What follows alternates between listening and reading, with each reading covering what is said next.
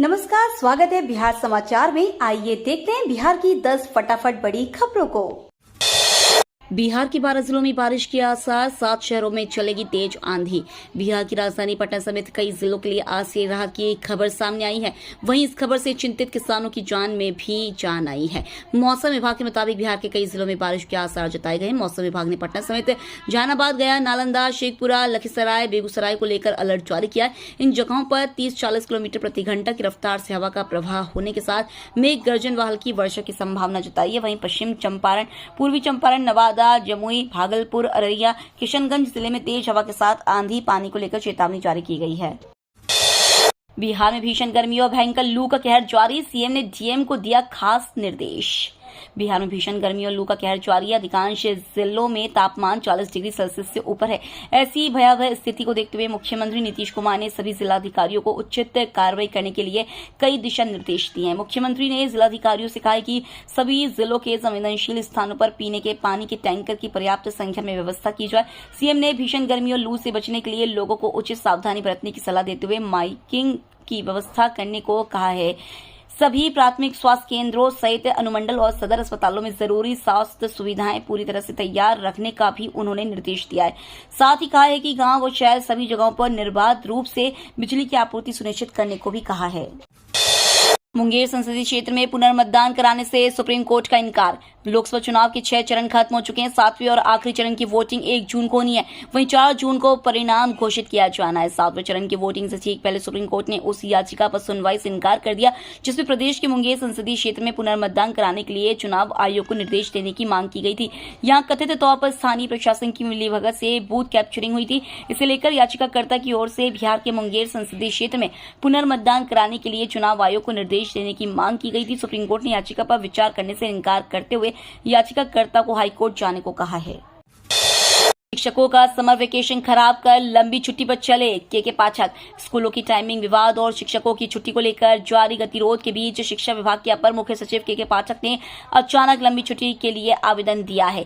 जानकारी के मुताबिक उन्होंने सामान्य प्रशासन विभाग को आवेदन भेजा है। आपको बता दें, भीषण गर्मी के बीच सरकारी स्कूलों की टाइमिंग सुबह 6 बजे से सुबह 10 बजे तक का कर दिया था, जिसका शिक्षक संघ समेत टीचर्स ने भी विरोध किया था। बीते कुछ दिनों में उमस भरी गर्मी के चलते छात्र छात्राएं स्कूल में बेहोश होने की घटनाएं सामने आई थी, जिसके बाद मुख्यमंत्री नीतीश कुमार ने 8 जून तक बिहार में स्कूलों को पूरी तरह बंद करने के आदेश दिए थे। फिर आदेश को संशोधित करते हुए टीचर्स की ड्यूटी लगा दी थी। बिहार में आम लीची तोड़ने पर हिंसक झड़प, जमकर चले लाठी डंडे और पत्थर, 5 गिरफ्तार। बिहार के बेगूसराय में आम लीची तोड़ लेने के मामूली विवाद में 2 पक्षों के बीच हिंसक झड़प हुई। दोनों ओर से जमकर लाठी डंडे और पत्थर चलाए गए। इस घटना में दोनों पक्षों के आधा दर्जन लोग घायल हो गए। घटना साहेबपुर कमाल थाना क्षेत्र के चौकी गांव की है। पुलिस ने इस मामले में 5 आरोपियों को गिरफ्तार कर लिया। घटना का वीडियो सोशल मीडिया पर वायरल हो रहा है। वीडियो देखकर पुलिस आरोपियों की तलाश कर रही है। चुनाव प्रचार खत्म होने के बाद अयोध्या पहुंचे चिराग पासवान परिवार संग रामलला के किए दर्शन।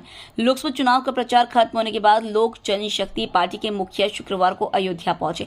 चिराग ने अपने परिवार के साथ रामलला के दर्शन किए। उन्होंने हनुमानगढ़ी में भी पूजा अर्चना की।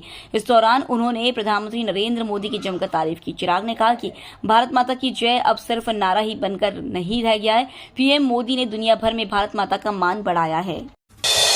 चुनाव आयोग का निर्देश, वोटिंग खत्म होने के आधे घंटे तक ना दिखाएं एग्जिट पोल। लोकसभा चुनाव की 7वीं और आखिरी फेज की वोटिंग आज होनी है। इसके बाद आम चुनाव के लिए मतदान खत्म हो जाएगा। 4 जून को सभी 543 सीटों के नतीजों का ऐलान होगा। 7वें फेज की वोटिंग के बाद न्यूज चैनल्स पर एग्जिट पोल्स भी सामने आने लगेंगे। चुनाव आयोग ने एग्जिट पोल्स को लेकर फिर से पुराना निर्देश दोहराया है। चुनाव आयोग ने शुक्रवार को कहा है कि सभी राज्यों और केंद्र शासित प्रदेशों में मतदान समाप्त होने के कम से कम आधे घंटे बाद तक कोई भी एग्जिट पोल प्रकाशित न किया जाए, यानी कि वोटिंग खत्म होने के आधे घंटे तक एग्जिट पोल नहीं दिखाया जाएगा। कांग्रेस बोली, एग्जिट पोल की चर्चा में शामिल नहीं होंगे हमारे प्रवक्ता। कांग्रेस पार्टी ने बड़ा फैसला लिया है। 7वें चरण में मतदान समाप्त होने के बाद अलग अलग टीवी चैनलों, सोशल और डिजिटल मीडिया प्लेटफॉर्म्स पर होने वाले एग्जिट पोल डिबेट में कांग्रेस पार्टी अपने प्रवक्ताओं को नहीं भेजेगी। पार्टी के सूत्रों ने यह जानकारी दी है। पार्टी सूत्रों ने आज होने वाले अंतिम दौर के मतदान से ठीक पहले बताया कि कांग्रेस पार्टी ने चुनावी नतीजों से पहले एग्जिट पोल का हिस्सा न बनने का फैसला इसलिए लिया है क्योंकि ऐसी बहसों से कोई सार्थक नतीजे सामने नहीं आते। पार्टी सूत्रों का कहना है कि 4 जून को होने वाली मतगणना के बाद देश की जनता का जनादेश सामने आएगा। पार्टी इसे स्वीकार करेगी। दुनिया का पहला 3D printed rocket launch. Bharat में दुनिया के पहले 3D प्रिंटेड रॉकेट अग्निबाण की सफल लॉन्चिंग हुई है। इसे इसरो की मदद से श्रीहरिकोटा की लॉन्चिंग साइट से लॉन्च किया गया है। चेन्नई की private space company Agnikul Cosmos ने इस रॉकेट को डेवलप किया है। ये एक सिंगल स्टेज का रॉकेट है जो पूरी तरह से 3D प्रिंटेड है। ये रॉकेट 100 किलो तक की सैटेलाइट को धरती की निचली कक्षा में स्थापित करने में सक्षम है। 500 रुपए के नोट को लेकर आरबीआई ने दिया बड़ा अपडेट। आरबीआई ने अपनी वार्षिक रिपोर्ट में 500 रुपए के नोट को लेकर बड़ी जानकारी साझा की है। बैंक ने बताया कि चलन में मौजूद कुल करेंसी में 500 रुपए के नोट की हिस्सेदारी मार्च 2024 तक बढ़कर 86.5% हो गई है, जबकि एक साल पहले यह 77.1% थी। इस उछाल के लिए पिछले साल मई में 2000 रुपए मूल्य के नोट को वापस लेने की घोषणा को मुख्य वजह बताया गया है। 31 मार्च 2024 तक 500 रुपए के 5,16,000 नोट मौजूद रहे।